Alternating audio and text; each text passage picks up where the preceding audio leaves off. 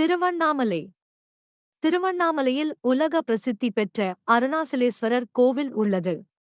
திருவண்ணாமலையில் மலையே சிவனாக வழிபடுவதால் அருணாசலேஸ்வரர் கோவில் பின்புறம் உள்ள அண்ணாமலையார் மலை என்று பக்தர்களால் அழைக்கப்படும் மலையை சுற்றி உள்ள 14 கிலோமீட்டர் தொலைவு கொண்ட கிரிவலப்பாதையில் பௌர்ணமி நாட்களில் லட்சக்கணக்கான பக்தர்கள் கிரிவலம் செல்கின்றனர்.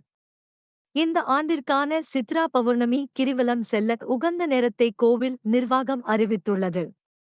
சித்ரா பௌர்ணமி நாளே ஞாயிற்றுக்கிழமை இரவு 8:53 மணிக்கு தொடங்கி மறுநாள் 12ஆம் தேதி திங்கட்கிழமை இரவு 10:48 மணிக்கு நிறைவடைகிறது.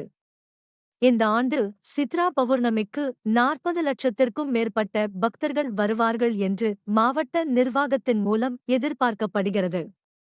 அதனால் பொதுமக்கள் மற்றும் பக்தர்களுக்கு தேவையான அடிப்படை வசதிகள் மேற்கொள்ளும் பணியில் அதிகாரிகள் தீவிரமாக ஈடுபட்டு வருகின்றனர்.